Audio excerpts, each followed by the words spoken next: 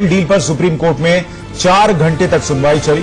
सुनवाई के बाद सुप्रीम कोर्ट ने सभी याचिकाओं पर फैसला सुरक्षित रख लिया। इससे पहले सुप्रीम कोर्ट ने साफ किया था कि राफेल की कीमत पर चर्चा का सवाल ही नहीं है। वहीं सरकार ने भी साफ किया था कि राफेल की कीमत पर चर्चा नहीं की जा सकती है।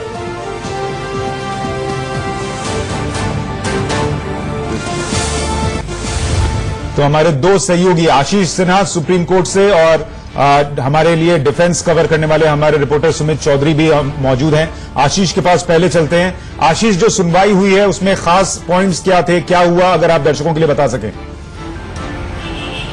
देखिए, 4 घंटे ये पूरी मैराथन सुनवाई हुई है और जो 4 याचिकाएं थी, एमएल शर्मा, विनीत ढांडा, प्रशांत भूषण और संजय सिंह, इनकी तरफ से मेन आर्गुमेंट ये था कि फ्रांस सरकार की तरफ से इस डील को लेकर कोई भरोसा नहीं दिया गया है, केवल एक लेटर ऑफ कंफर्ट है जो किसी भी अंतर्राष्ट्रीय न्यायालय में नहीं टिकेगा।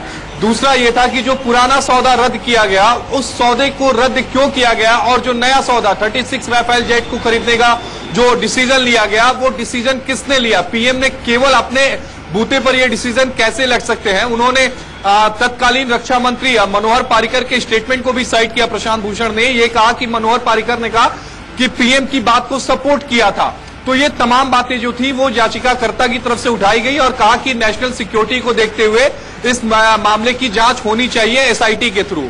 वहीं केंद्र सरकार की बात करें तो केंद्र सरकार का ये कहना था कि प्राइसिंग पर सुप्रीम कोर्ट इसमें दखल नहीं दे सकता, क्योंकि ये दो देशों के बीच में अंतर्राष्ट्रीय स्तर पर सौदा हुआ है। जब तक फ्रांस सरकार की मंजूरी नहीं होगी तब तक इसे पब्लिक डोमेन में नहीं लाया जा सकता। तब सीजीआई ने कहा कि हम इस पर नहीं जाएंगे, लेकिन सुप्रीम कोर्ट ने कई तीखे सवाल पूछे कि आखिर पहली डील रद्द क्यों की गई, दूसरी डील नियम की जो प्रक्रिया थी वो क्या थी। ये तमाम सवाल कोर्ट में पूछे गए। इसके अलावा एक वक्त ये भी आ गया कि कोर्ट ने जो एयरफोर्स के ऑफिसर थे उन्हें कोर्ट में तलब किया। लंच के बाद वो ऑफिसर कोर्ट में आए, उनसे भी सवाल सुप्रीम कोर्ट ने पूछे कि राइफल जो प्लेन है वो किन किन देशों के पास है। उन्होंने उसका जवाब दिया कि ये इजिप्ट के पास है और फ्रांस के पास है। ये तमाम सवाल जो थे वो कोर्ट की तरफ से पूछे गए। लेकिन कुल मिलाकर देखा जाए तो सबसे बड़ी बात यह है कि सुप्रीम कोर्ट को यह तय करना है कि क्या राफेल को लेकर एसआईटी की जांच हो या ना हो। फैसला जो भी होगा सुशांत, वो राजनीतिक रूप से बहुत बड़ा हो जाएगा। भले ही इसकी सुनवाई देश की सबसे बड़ी अदालत में चली हो, लेकिन यहां से महज 2 किलोमीटर दूर संसद है और तमाम राजनीतिक पार्टियों के जो ऑफिस है वहां इस फैसले की गूंज सुनाई देगी।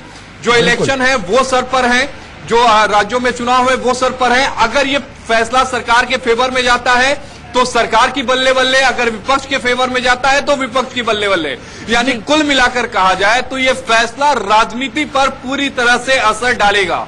जी, और सुमित के पास चलेंगे। सुमित, आपसे ये जानना चाहेंगे कि कहीं ना कहीं ऐसा लग रहा है कि राफेल की कीमत पर जो एक सिचुएशन बनी हुई है कि वो शायद कभी भी सामने नहीं आएगी, चाहे सुप्रीम कोर्ट हो या सरकार हो, दोनों ही इस राज को पर्दे में ही रखना चाहते हैं। देखिए, निश्चित तौर पर राफेल की कीमतों को लेकर ही सवाल चाहे वो विपक्ष से खड़ा हो, चाहे सुप्रीम कोर्ट में पिटीशन के माध्यम से खड़ा किया गया, वो उसकी प्राइसिंग को लेकर और उसके प्रोसीजर को लेकर। खासतौर पर प्रोसीजर क्या कि ऑफसेट पार्टनर चुनने की जो चीज प्रक्रिया की गई वो गलत थी और वो किसके तहत की गई। क्योंकि विपक्ष का या फिर पिटीशन का यह कहना था कि ऑफसेट पार्टनर रिलायंस को सिर्फ और सिर्फ सरकार के कहने पर चुना गया। हालांकि सुप्रीम कोर्ट ने उसकी गुणवत्ता को लेकर या उसके महत्व को लेकर, आज भी आपने देखा कि इंडियन एयरफोर्स के 4 बड़े अधिकारी, आप कह सकते हैं कि सबसे बड़े अधिकारी इंडियन एयरफोर्स चीफ के बाद सभी कोर्ट में मौजूद थे और सबसे कोर्ट ने यही पूछा कि ऐसी क्या नेसेसिटी थी, क्या जरूरत थी। जो बताया गया कि हम लगातार 3rd जनरेशन और 4th जनरेशन एयरक्राफ्ट यूज कर रहे हैं, हमें 4+ चाहिए था, जरूरत थी आके वाले सिनेरियो के अंदर, वो सिनेरियो अगर खड़ा हो जाता तो इन सभी चीजों को कोर्ट ने सुना। अब कोर्ट में यह भी बताया गया पैटिशनर, चाहे संजय हेगड़े हो चाहे दूसरे लोगों, कि किस तरीके से इसकी जरूरत है कि इसकी जो प्रोसीजर फॉलो किए गए सरकार की तरफ से वो गलत थे। इसमें यह भी कहा गया कि 62 के अंदर इमरजेंसी जरूरत थी लेकिन अब कोई जरूरत नहीं थी। लेकिन कोर्ट ने सभी पहलुओं को सुन लिया। उसकी प्राइसिंग को लेकर यह भी कह दिया कोर्ट ने आज सुबह अर्ली हियरिंग के अंदर कि हम प्राइसिंग डिस्कस नहीं करेंगे, उसके एम्यूनेशन के बारे में डिस्कशन नहीं करेंगे। लेकिन कोर्ट अब ये, जिस तरीके से हमारे सहयोगी आशीष ने भी बताया कि अब ये कोर्ट के पाले में गेंद है।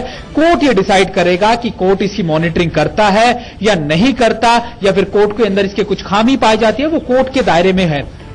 जी, बहुत बहुत शुक्रिया इस पूरी जानकारी के लिए।